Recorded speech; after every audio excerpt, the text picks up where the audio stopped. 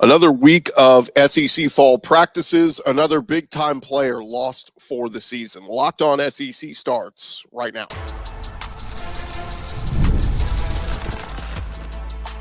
You are Locked On SEC, your daily podcast on the Southeastern Conference. Part of the Locked On Podcast Network, your team every day. And what's happening, everybody? Welcome into Locked On SEC. It's great to have you guys along. I'm Chris Gordy. Thanks for making Locked On SEC your first listen every day. Shout out to everydayers. We're free and available wherever you get your podcasts and on YouTube, part of the Locked On Podcast Network, covering your team every day. And today's episode is brought to you by FanDuel. Make every moment more. FanDuel is hooking up all customers all summer long with a boost or a bonus daily. There's something for everyone every day, all summer long. Visit FanDuel.com today to get started. All right, we start off today over in College Station as, goodness gracious, look, just a week ago, we lost Tennessee defensive back Jourdan Thomas for the year. Then Texas lost their starting running back C.J. Baxter for the year. And now news out of Texas A&M yesterday that former five-star running back Rueben Owens was undergoing an MRI for a lower body injury suffered in practice. Max Olson of ESPN putting out that they believe, according to their reports, that Owens is expected to miss the entire 2024 season after suffering that lower body injury in the Aggies scrimmage on Saturday. Now, it should be pointed out that Owens was not expected to be the starting back in College Station this year. They do bring back last season's tandem of Amari Daniels and Le'Veon Moss, and all accounts were that those two were still going to be the kind of 1-2 punch with Rueben Owens, mixed into the mix. And Owens was expected to push for more playing time this year, maybe climb up that depth chart. My opinion, he's just too talented to sit back there as the third option. But now with the injury, it doesn't look like that's going to happen. But again, the good news for Aggies fans is Amari Daniels and Le'Veon Moss back. And those are two guys who combined for 200 carries together, 1,000 yards rushing combined, 11 rushing touchdowns combined. And coming out of the backfield, Amari Daniels, he had 14 catches for 100 yards. Moss had 11 catches for 84. So the combination of Moss and Daniels should be fine in keeping the Aggies backfield intact. It is also worth noting the Aggies did bring in former Stanford running back E.J. Smith this offseason. If that sounds familiar, he is the son of Florida legend Emmitt Smith. But E.J. Smith, he had just over 500 combined rushing yards in his 4 seasons at Stanford total.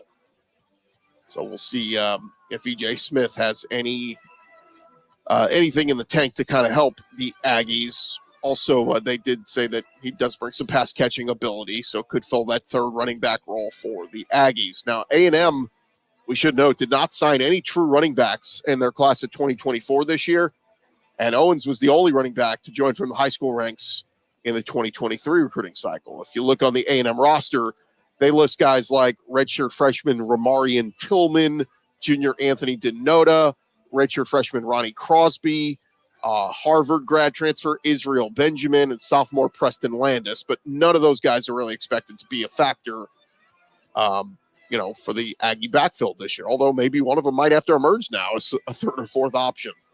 But back to Rueben Owens. He was a 2023 SEC all-freshman team selection, came out of El Campo, Texas, just outside of Houston, was a 5-star recruit, 4-star, depending on what service you're looking at, but big-time talent.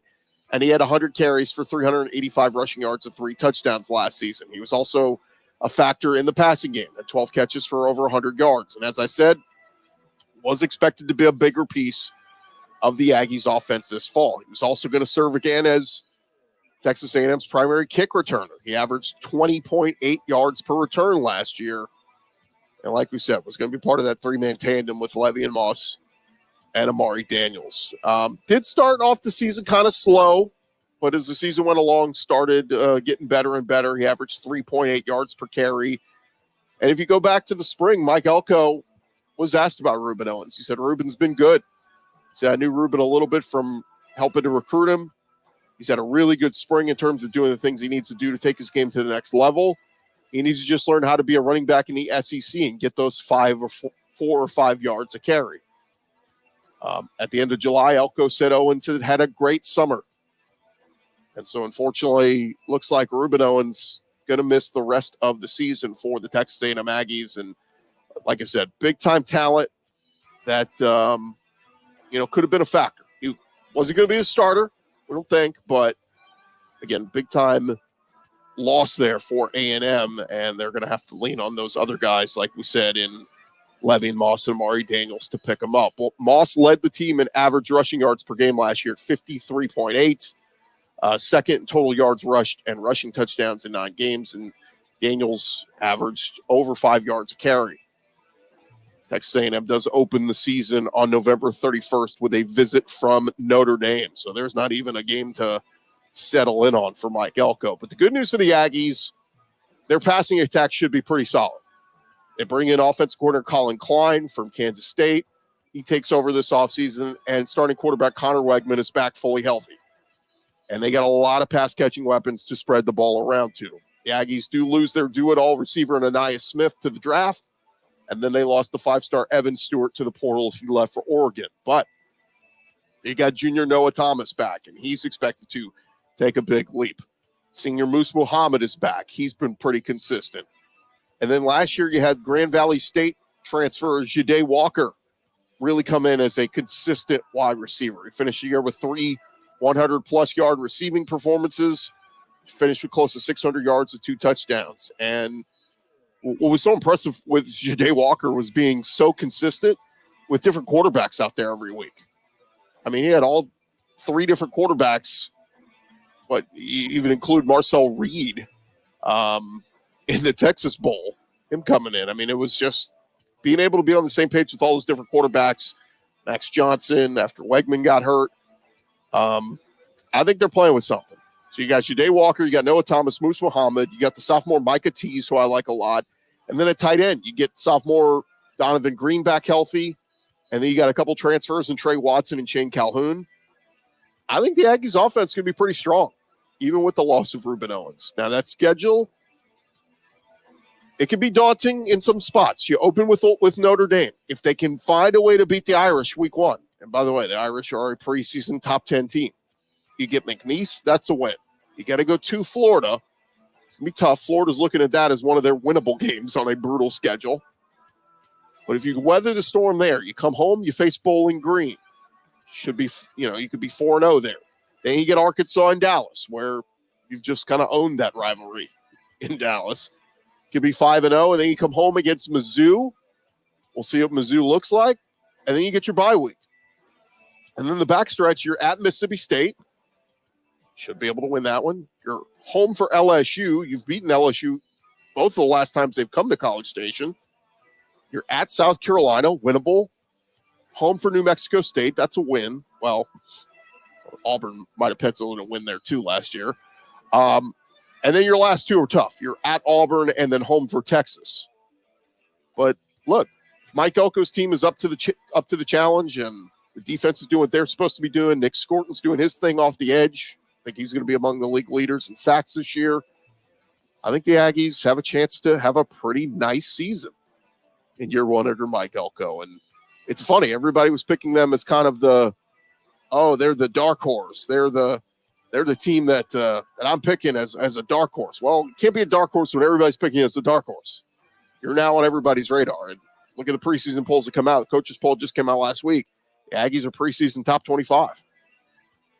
So, again, you look at the schedule, and I think they can weather the storm here.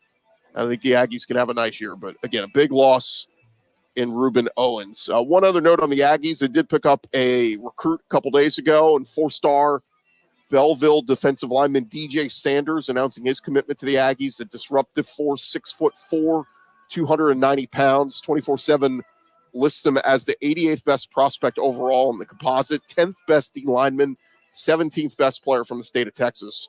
He was expected to be a Longhorn commit by several services. So that's a big steal, getting him away from Steve Sarkisian and the Longhorns and getting him into an Aggie uniform. So congrats to Elko on that one. And again, big loss for losing Rueben Owens, reportedly, for according to reports, for the season. But again, they got Levy and Moss, Amari Daniels. They'll have to figure it out from there. All right. Thank you guys for making Locked On SEC your first listen every day. Coming up next, we're going to jump around the conference. Plenty of SEC tidbits to jump into. That is coming your way here in just a second. First, I want to remind you guys, this episode brought to you by our friends over at eBay Motors. It is passion, pride, and patience. That is the formula for winning championships. It's also what keeps your ride or die alive. And eBay Motors has everything you need to maintain your vehicle and level it up to peak performance. Whether you're into speed, power, or style, eBay Motors has got you covered. Whether you need LED headlights, windshield wipers, exhaust kits, whatever it is for your car, they've got it over at eBay Motors. There's over 122 million parts for your number one ride or die. You're going to find exactly what you're looking for with that eBay guaranteed fit as well. Your part is guaranteed to fit your ride every time or your money back, because with eBay Motors, you're burning rubber, not cash. With all the parts you need at the prices you want, it is easy to make your car the MVP and bring home a huge win. Keep your ride or die alive at ebaymotors.com. Eligible items only, exclusions apply. eBay guaranteed fit only available to U.S. customers. That is ebaymotors.com.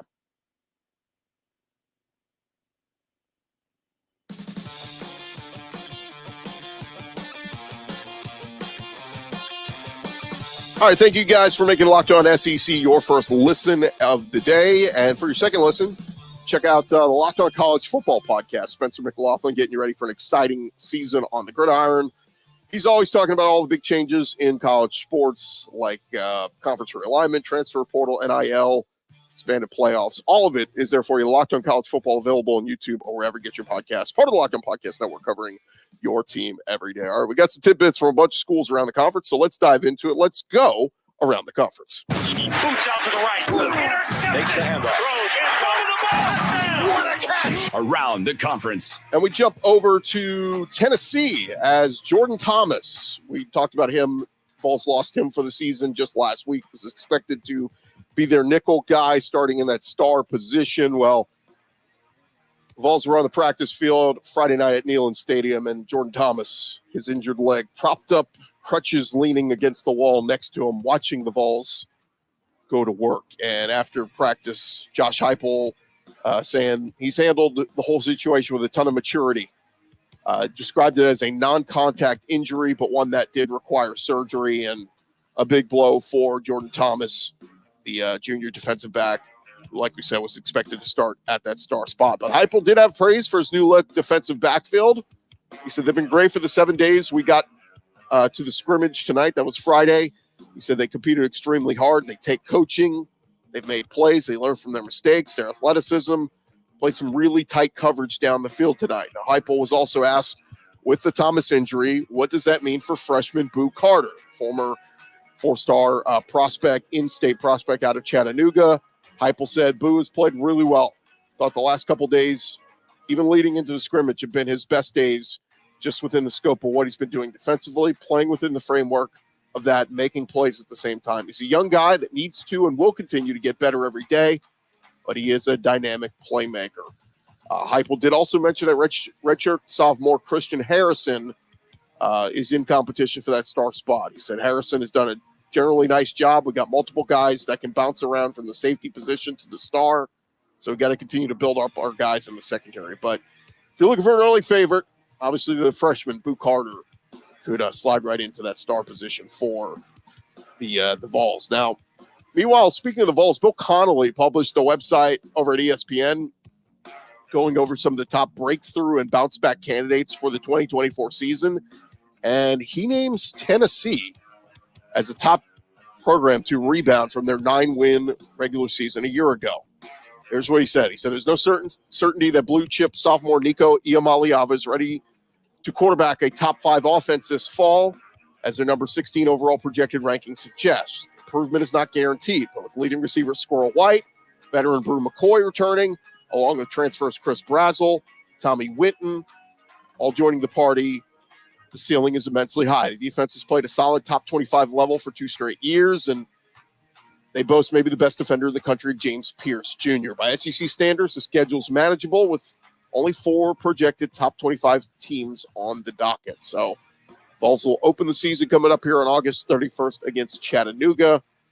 But Bill Connolly saying Vols could be a team to take a step forward from where they were a year ago. Meanwhile, over Georgia, they added a major piece to their recruiting class a couple days ago. Bulldogs picking up a commitment from four-star corner Jontae Gilbert on Saturday. He's an Atlanta native. Big addition for Georgia's class. Number 141 overall player, number 17 corner in the class of 2025. He's the number 18 player from the state of Georgia. 6'1", 185 pounds. And that puts the Bulldogs now at 23 commitments in this cycle, including 5 defensive backs. They're never hurting in that group, are they, at Georgia? Other news over at Kentucky, one name to keep an eye on, Cincinnati transfer defensive back J.Q. Hardaway. He was added to Kentucky's roster following the 2022 season, looking at depth at corner, but the former 4-star recruit had a rough debut year in Lexington. Last year as a true sophomore, played over 350 defensive snaps, but struggled in that role. He admitted his first season did not go so great, but co-defense coordinator Chris Collins, he says, is a guy that he credits with believing in him and thinks that brighter days are ahead. Junior corner was spotted running with Kentucky's second unit during open practices and likely had a bigger role in Saturday's scrimmage as Michigan transfer DJ Waller sat out with a minor injury. But Kentucky needs some depth back there in that secondary. It's something to keep an eye on. We expect DJ Waller and Max Hairston are going to lock down those 2 starting corner spots. Jordan Lovett and Zion Childress will be the safeties. And you're looking at probably Alex Safari playing the nickel, but certainly J.Q. Hardaway, a guy who can push for playing time. Keep an eye on him. Over at Arkansas, running back Rodney Hill, talking about where he came from. He transferred from Florida State to Florida A&M after the 2023 season.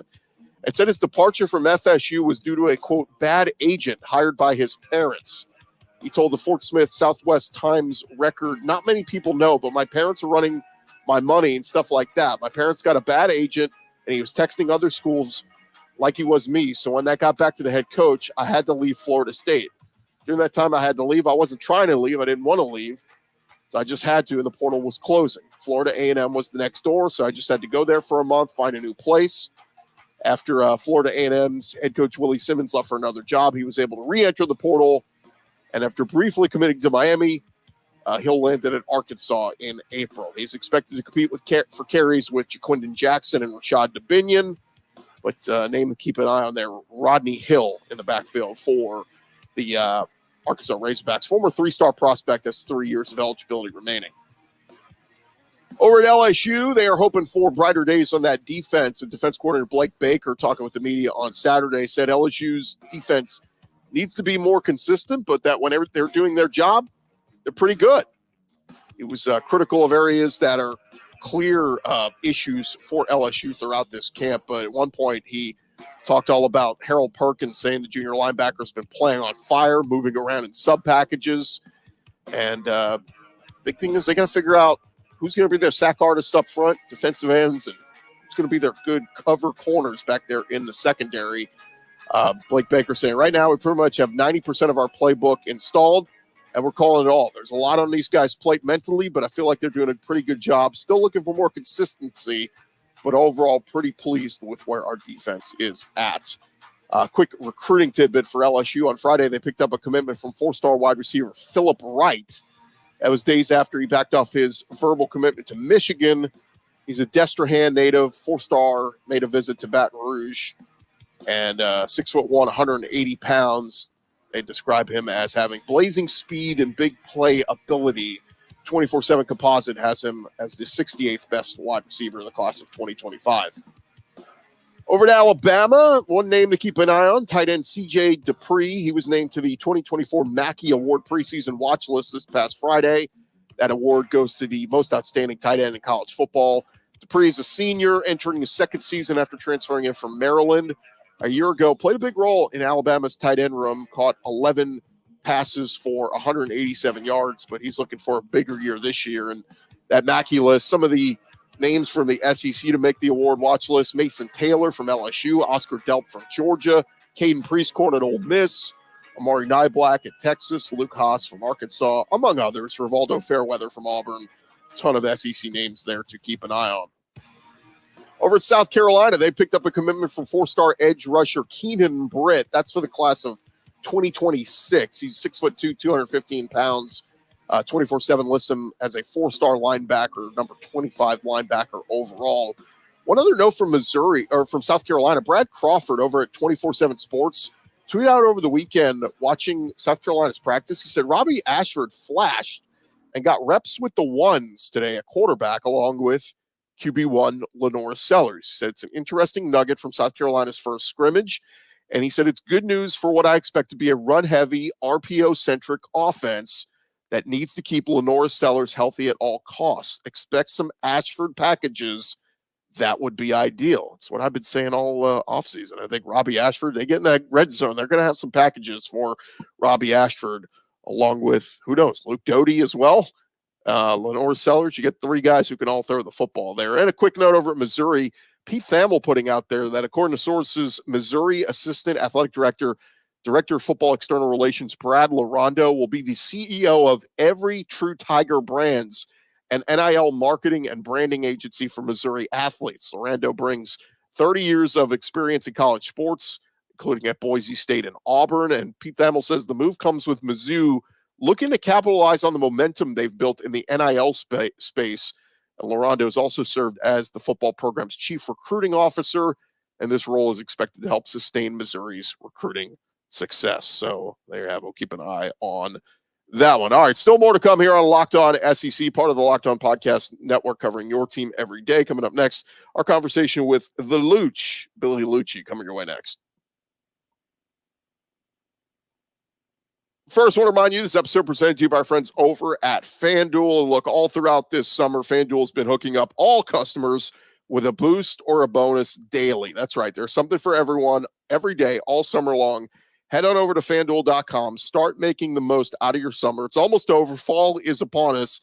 And we've been telling you guys some week 1 lines there for the SEC. We'll bring you some different ones every day. So let's jump in on a couple. We got Tennessee minus 41.5 against Chattanooga. It's a lot of points.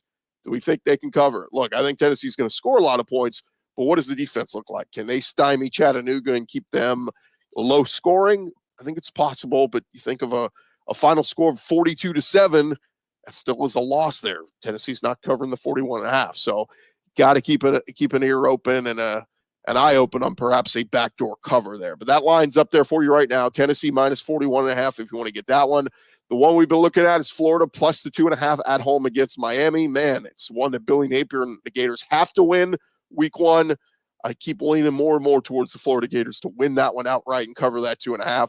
And then the other one, Texas minus 35.5 at home against Colorado State. We know they're going to want to show off all their weapons, but obviously CJ Baxter out for the year now. What's the run game look like? Is it just going to be the Quinn Ewers show, throwing the ball all around the field to his new wide receivers?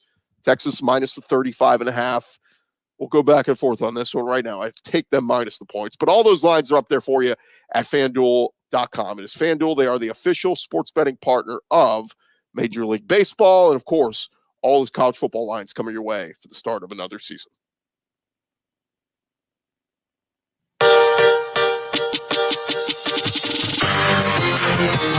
All right, final segment here on Locked On SEC. And recently we caught up with the guy who runs TexAgs, Billy Liucci, to talk all things about Texas A&M. So figure we bring you some of that conversation in the light of the Rueben Owens news. Now, we did record this before the news of Rueben Owens, so take that in mind. But we talked about expectations for Mike Elko and the Aggies in 2024.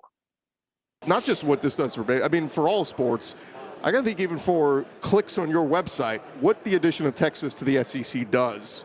I think the perception for the longest was A&M, big brother, little brother. They're going to the SEC to create their own name, and A&M did. Yep. But now here comes Texas following them, and it's like, it's almost like big brother went off to college for 4 years and comes back home, and he's kicking little brother again. Like, no, this is A&M is standing on their own feet now. Yeah, no, look, there's a lot going on now, and you can twist and manipulate the numbers and whatever. Like, if I want to say Texas has been average at best since A&M left, I can show you how.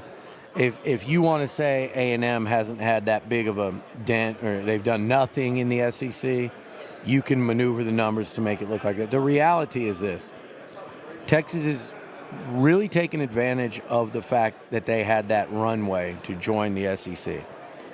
That is not a knock. That is me being factual. Right. And it's also a compliment because they could have not taken advantage. And I do think they've taken better advantage than Oklahoma has in terms of football. Across the board, all sports, Texas is ready to come in the SEC. They had a 2-year runway where they could recruit as SEC members and play a Big 12 schedule. And I know I'm going to leave a sport out, but about the only sport where you could say that did not benefit them or that they is basketball. That's about it. Yeah. Maybe men and women's basketball. That's about it. Maybe not even women's. Men's basketball is about it. Where you go, the Big 12 is as strong or stronger than the SEC. Right. Everything else, they benefited by that. But they took advantage of it. They're coming in ready. But Texas A&M, look, they haven't set the SEC on fire.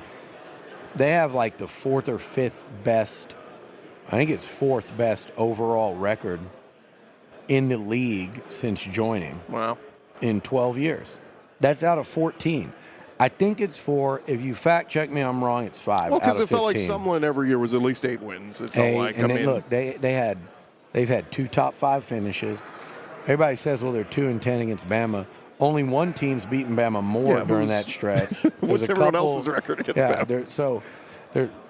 They've won a couple massive games. They've won a handful of massive games. They've got several top 5 wins on the ledger since joining. They have a Heisman Trophy. Again, I said the 2 top 5 finishes. They've had a number 1 draft pick. A&M has had a really nice showing in the league. 3 college World Series, 1 final. A couple of Sweet 16s in basketball. They've done plenty. What they haven't done is reach an SEC title game in football. They haven't won, haven't been in the playoff. They've been close twice. Yeah. They haven't done it. Yeah, that COVID year. All of that, that year and then the Johnny year. Yeah. But all that being said, Texas A&M ain't the same A&M that left the Big 12. They have benefited from brand recognition, from the SEC spotlight. Texas is coming in. Both can be true. Texas is prepared for this.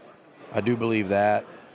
I think their fans underestimate the week to week and what it'll do to you in this league in football and baseball. But A&M is not the same A&M as when they left. And I certainly don't think they're going to be under Mike Elko, and I'm talking about football. That's what I was going to ask you. Give me a quick thought on Elko, because I know he's going to get them back to that blue-collar mentality. I think it's what A&M needs. It's not just blue-collar. It's just structure. It's the day-to-day organization of the program, of practices, of what the expectation level that is like.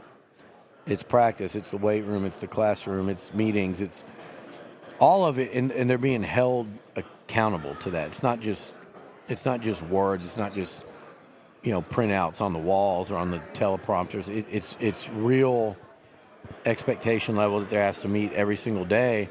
And I think when they get on the field, you'll see that show up, because that's weight room, that's preparation, and those are some of the things that over the last few years we've certainly seen wane in College Station. And by the way, I think the dude's a hell of a head coach. Yeah. Hell of a football coach, period. He's a great elite defensive coordinator, but I also think he's a hell of a head coach. He showed that at Duke, and everything he's done since arriving at A&M, it's unique because he knows from sitting there under Jimbo for 4 years what Jimbo did right. And he knows the ways that if I ever got a job, but especially if I ever got this job, this is how I'd do it. Yeah. And that's what he's implementing now. It's been pretty impressive. Last thing for you. I'm picking A&M to beat Texas that last game of the season because it's in College Station. Mm-hmm. That fan base, especially with the Schlossnagle stuff, they're gonna treat that game like the Super Bowl. And it doesn't matter if A&M has 5 wins, 8 wins, whatever, going to that game. They're going to treat that like it's the biggest game ever. And especially if Texas, you have a chance to spoil their season. No, Texas is going to have to. For them to win that game, I always say that about Kyle Field. You don't get out of there with a win if A&M's even decent. unless you're a national title contender. Like 2 years ago, LSU came in as a top 5 team looking for a playoff berth, but they weren't a national title contender. And we learned that day. A-Chain ran for 240 yards. They ran Jaden Daniels and LSU off the field. Because they were a solid, good team, they weren't a national title contender. So if Texas is going to beat A&M at Kyle Field with all that emotion you talked about, all that weight, they're going to have to be, they will walk off that day, I believe, kind of positioning themselves to be the 1, 2, 3 overall seed in that whole playoff. That Texas team would have a chance to win at Kyle Field, and they could also get knocked off. Yeah. But anything less than that, I'm with you. And I think the Aggies should be a lot better at end of season than when they play Notre Dame. And I think they'll give Notre Dame all they want. That's going to be, those 2 games on the bookends are, I mean, you talk about massive games. College game day in Notre Dame, a top 10 team coming in for the first game of the Elko era, and then that one. And the 2 in between that I think are the ones people are sleeping on are at Auburn, the game before Texas. Yeah. Dangerous one for Aggies. And then Missouri coming to Kyle Field, which I think at the time they'll be undefeated at 5-0. They're good. Top 10. That's a game for A&M that could kind of change your trajectory and outlook in year 1 under Elko. He is Billy Liucci, TexAgs. You know him, you love him. Get to TexAgs.com. Billy, always appreciate the time, man. All right, buddy. Always. All right, Thank more you. right after this.